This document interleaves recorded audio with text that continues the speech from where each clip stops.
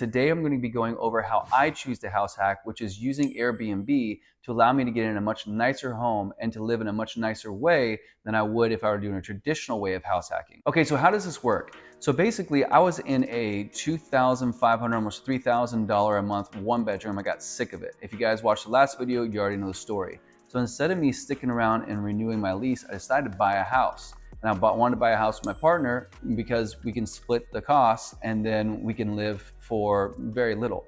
But instead, I decided to do the house hack. And then since I started doing the house hack, I started looking at homes that would be really good, marketable on Airbnb.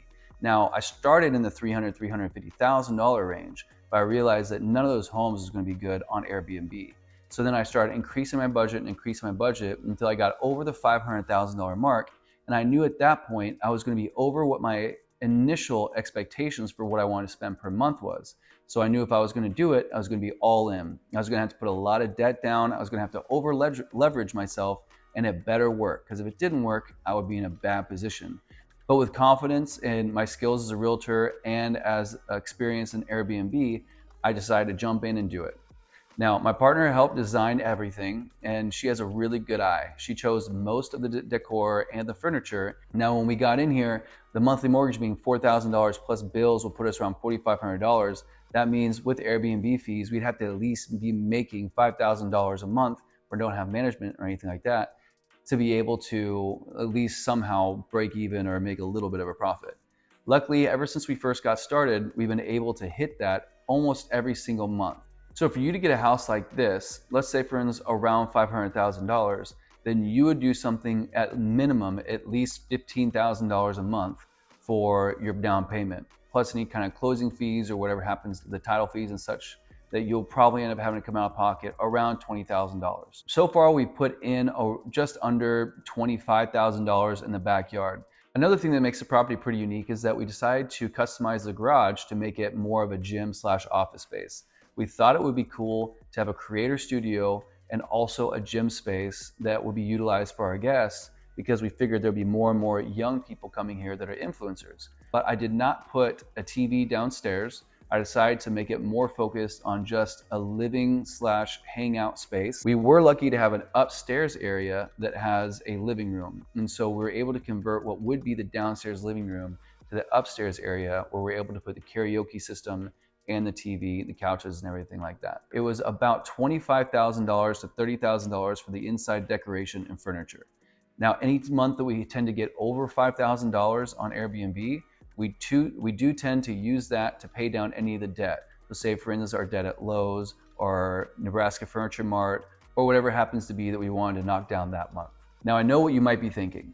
It's gotta be kind of weird living in a place and renting out your place to strangers while you're hiding out in your room. That's very strange. And I personally wouldn't recommend doing that. If you can, go for it. But what we do is we take one of the rooms and we lock it down solid, and therefore no one can get into our personal room. Our personal room contains all of our personal belongings, any valuables, or anything that we would be upset if it went missing. Now we have that coded up, and that way no one has access to the code. And so whenever the guest comes, we leave. Now, you might be thinking, well, what if you make $1,200 or $1,500 on a weekend stay, but then you go on a vacation and you have to spend that kind of money on plane, hotel, rental cars, food, entertainment. So in the end, it's just a wash. We make sure that every time that we have a guest, we lower our expenses to a very low rate. I'm very lucky that I have other Airbnbs I can stay at if it's empty on that weekend, which doesn't happen, luckily, that often. But I also can stay with my parents that are about a 30-minute drive away, and her mom lives about a 15-minute drive away. So we get to spend time with our family. On top of that, we have a family house about an hour and a half away if we need to jump into there too. We also utilize this time to see some family that is out of town, or some friends that are out of town. Like I go visit my friend that lives in Austin at least once a month or once every 2 months, and he's got a room just waiting for us there. On top of that, we have the Frontier yearly pass that allows us to jump onto any flight that's just a stand-on or standby, and we just have to pay the taxes and fees. We clean after every guest because we like to see all the details of the house to see if we can use any kind of damages on our white furniture to get anything back from Airbnb. I would say that about 40% of our revenue on Airbnb comes from just us coming home and being super picky and then finding the smallest little details that we can say, hey, this broke, that broke, there was a pen mark on the couch or whatever it happened to be.